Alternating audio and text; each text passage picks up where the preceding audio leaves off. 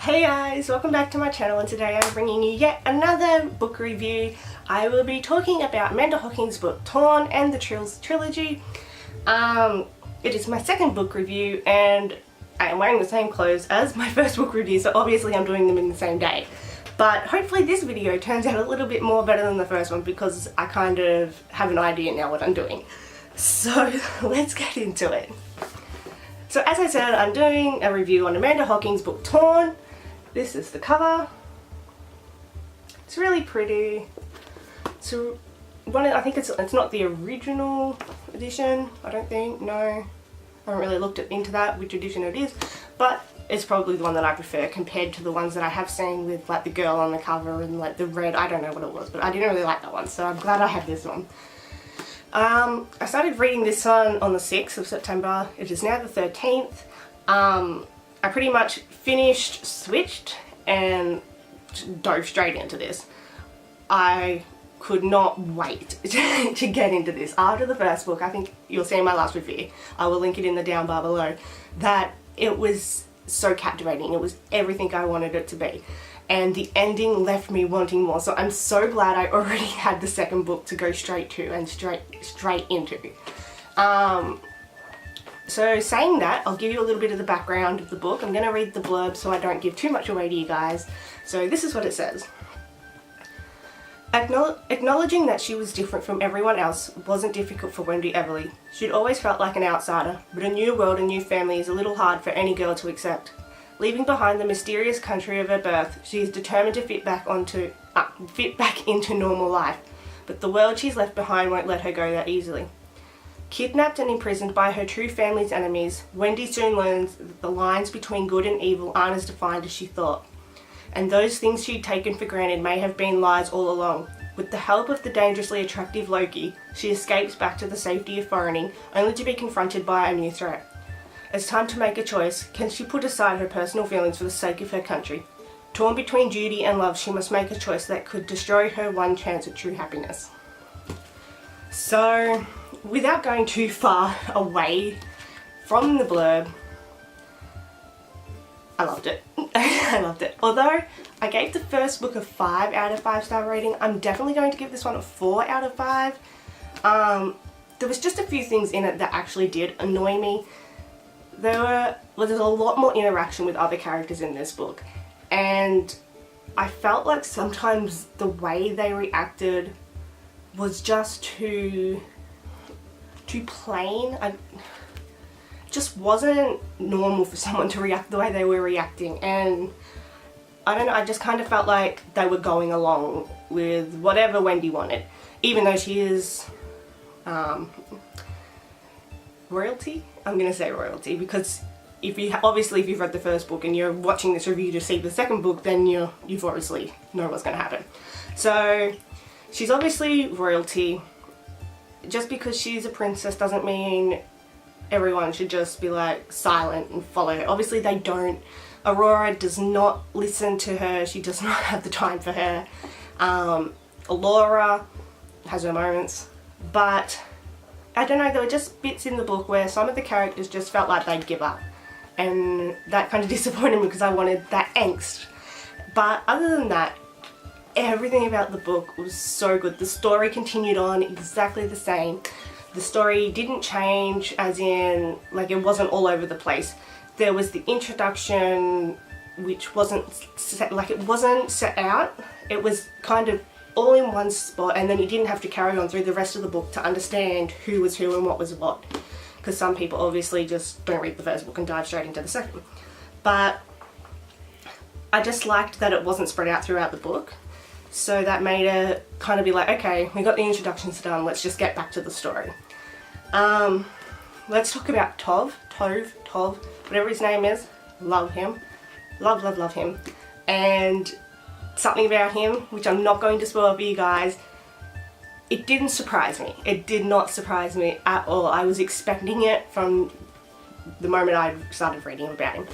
And I love him and Wendy. They have the cutest friendship. So I love where their story leads, and I can't wait to see what continues on in the third book after her birthday, after her 18th birthday. I can't wait to see what happens in the next book. I do love the love triangle. I think everybody loves a good love triangle, and it's pretty much between good and evil, but they're both good, if that makes sense. And so we both know, well, we would all know that in the first book it was mostly about Wendy and Finn. This book they introduced Loki. He's from, I just completely slipped my mind. He's from her father's kingdom. I hope I didn't just spoil that. I'm sorry if I did. You'll read it soon enough. He's from her father's kingdom, and basically all they want to do, I don't know, he helps her. All he tries to do is help her, and I think it's because it is because he's felt so prisoned his whole life that he doesn't want the same for her, and it's not like he can explain it to her, but he does his best, and they're just so cute together. And I wish they had have run off together, but at the same time I really didn't, because this story was so good I did not want it to change. I loved that the tension between Finn and Wendy was getting a bit thicker. I don't know what's happening with them, and it's really annoying me because I do love them so much. I just kind of want him to stand up and say, no, I want Wendy, and that's it, and they'll live together and be happily ever after. But the way it's going, I'm kind of seeing something happening along those lines, but I don't know. I can't really predict that. That's something that's really annoying me. I just want the third book now. I'm waiting on it. So impatient with it.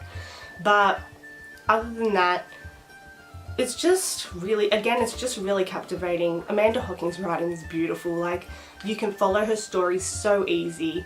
There's no point in it where you're like, what? I don't get that. Because along the way she explains every single thing she brings up, so there is no point of you even being confused when it gets to a certain plot twist or something changes, because you already know enough about what happened previously to understand this new change. So I really, really enjoyed it.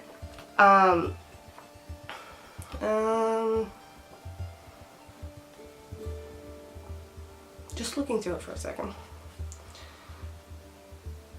I did like, at the end of this book, they have the published, never before published bonus short story, One Day, Three Ways.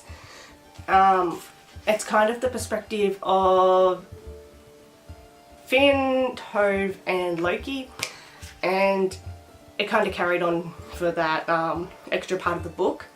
And I loved reading their perspective. I mean, I love reading perspectives of different characters, so that's something I've always enjoyed, but reading their perspective was amazing. I can definitely see something with Tove and another character, I cannot say, but after reading that short little perspective of his, I can definitely see something happening there, and I think that with the help of Wendy, it's going to turn out okay.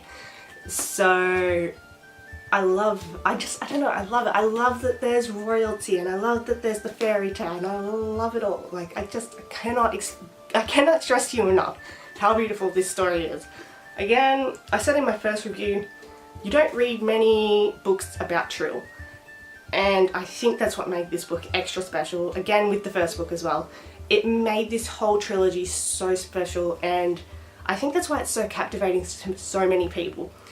I would have loved to give it a 5 out of 5 star rating, but I simply just couldn't get past the fact that there were some things in there that made me go, that's not how you should react to that, or this character's reacting in a totally inappropriate way, it should be this way.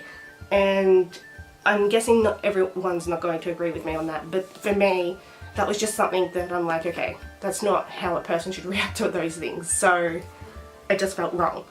But that's the only fault. It sounds kind of silly that I'm giving it a 4 out of 5 because of that result, but I don't know, it's just so captivating. You really should read it. It's just a really beautiful story. And if you don't read it, it's your fault. You're missing out, because those that have read it will understand where I'm coming from. So yes, I think I will end my review here. I haven't written my review for my Weebly site, which I will link below so you can check it out for my other reviews. but once I do write it, I will add it to the description of this video. So please, please, please go check it out. Please like and subscribe to this video for more, and I will be back soon with either unboxings, book reviews, TBRs, hauls, whatever I'm doing, I'll be here to do it.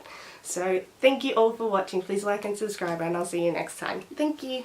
Bye guys.